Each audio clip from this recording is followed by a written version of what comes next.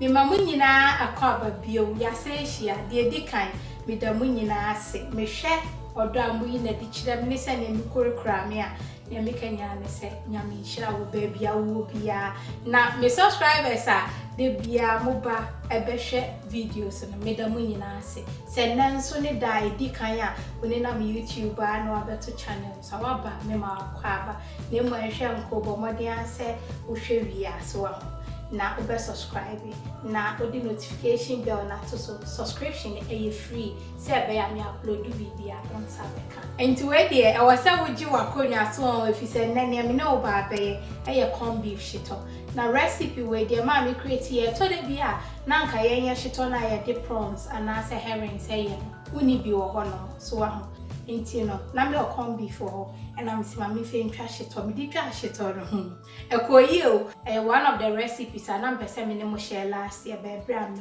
enti ji wakonya na ne me wo ha no me fe nchira enti de me wo ha say red onions obetumi ayi su white onions so anu so be koyi and we fresh rosemary wuni anu so abetumi ayi su dry one and we say me meko green and no ye kama me hu say me de ye enuoma na me de ka ho anu nsu ye de enti wuni we na oregano de apakweshito ye kama and we say green pepper we 12 cloves of garlic me pe garlic wo na de tia ni so you so nkitenkete ne dia abomodian say obeti so kakra be 8 in fact we are no nya din bebre and we say akakedro ni so person susu dia 120 grams and we say me sunflower oil and also 800 milliliters so person susu but obetumi dia anwa bia wo pe aye nti ano ne me wet nioma ye ba be blend so wo ba me benkum so ha say ya we 1 tablespoon of fennel and we say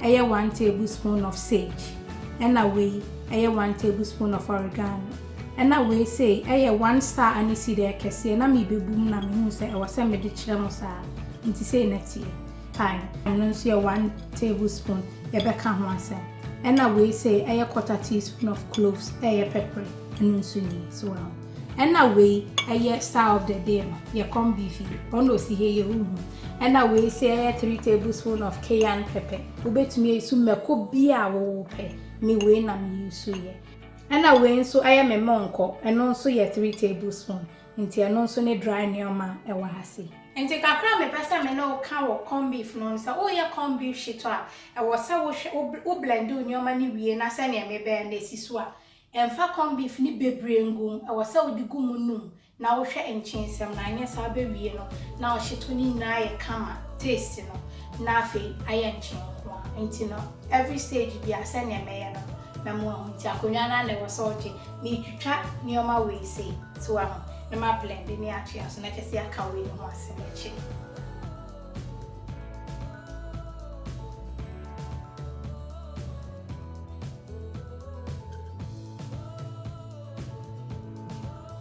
enti me rosemary no na me titi aguso no so nti ubetumi ayi dry one so ni fresh one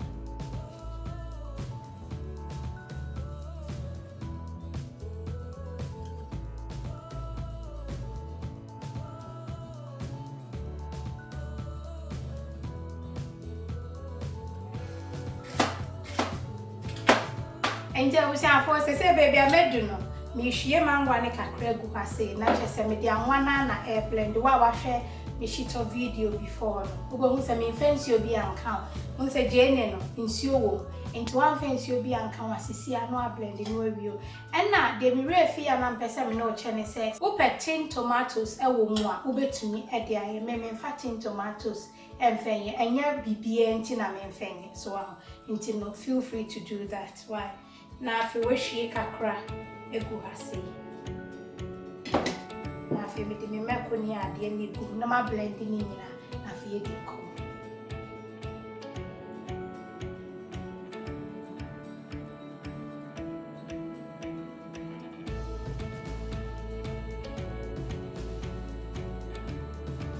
abisi afọ and when na me pe hand blender no wa my kama and I am feeling thick coffee cup so it's no try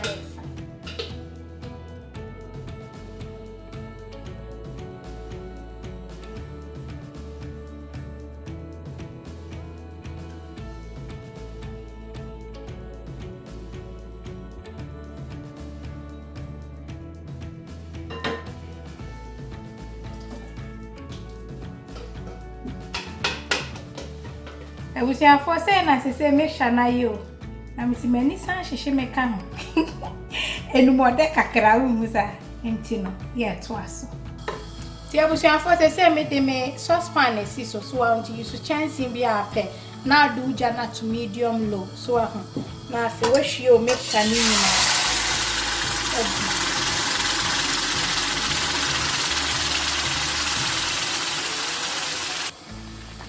Na wan me mfa bi nka ho mema emu ayese e chikakra emu yese no a wo behu sane anwa no etiye so aho se swade a na chese odi bi aka ho ti me desi so na akonya na sware mfi so de me refi a wasa me ne wo chane se technique ba ko a me ye ni sa wo ya Shito a e hya ase se no bo hu se etutu so aho ntum pese okuka ne so bese dia no apele da to so enya hufa so na emu ye mrepe na afa wabie so eno na ntutu bio na afa wagesi so bro ti ye to aso abusiafo Shito ni egusu yo aho sese emu achi kakra nti me hu sa anwa ne no so because ohi anwa nso wo ho kakra nti me susu 400 edi egusu so nti na ni na akwa 1200 milliliters so nti ne sane ya openi bia so nti sese sane emu na ye ne mu mre minim se abachi bewie na nwa wani kama so ti de bia no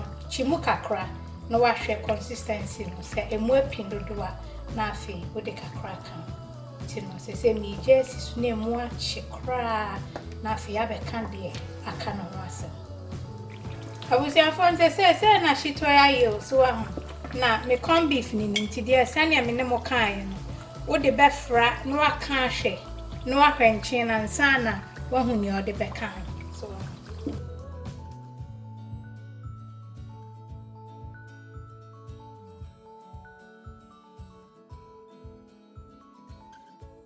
enti dia ke ne minum ansa na maka hwe me atos na bomode ansa wo de corn beef ye na nya dry enti no wo Shito no eye bibi sei ya na de corn beef na fra so se be ni na be chia fra kama na udisi wa na ense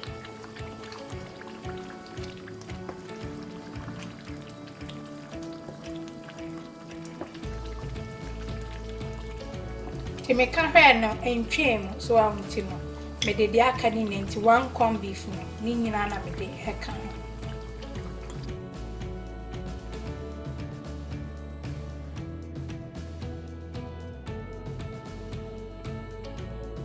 se na Shito na ye wa kama so afa me de me cayenne pepper no eka me ko bia obi ana de aka na me kwa me ka hwe ya ansam de we ngum me ko wo so omo ebedi we no mo mpe me ko bebe se ne wo pe me ko no na de aka to taste fine so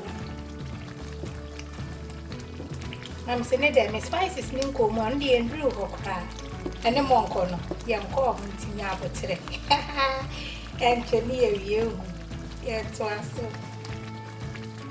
abusiafo Shito ya na egusu yo akaka krebi na bomodin ase wo be koso anu so na ase no enhye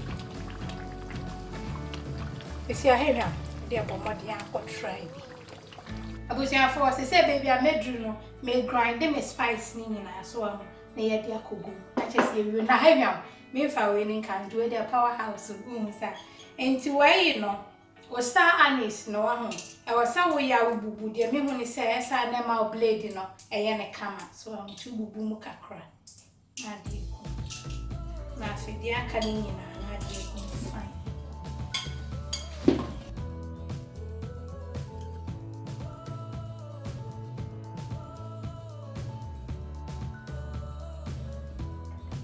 ti se na ayo I'm sini ham so you say me spices no and I'm the good.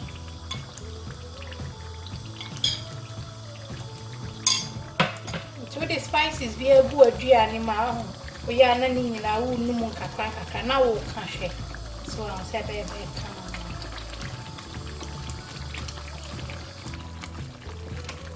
The spices in the akin na na be a good. Na afi wafa o monko powder na so na de aka.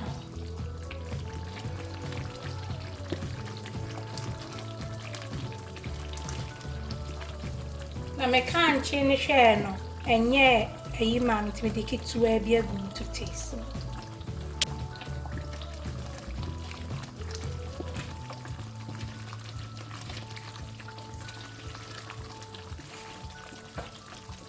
They say my coming chin be beer share kama flavors and so a coy papa. And to the one say me jessy so name watch fine so and the monk nina. I'm a be don't do it no watch it.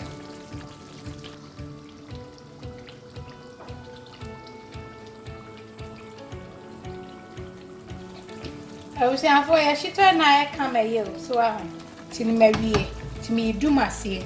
I was saying for ya Shito and here we are, mammy fan chill. Kasanya Shito yae, I come so I'm to know what she more fine so I come.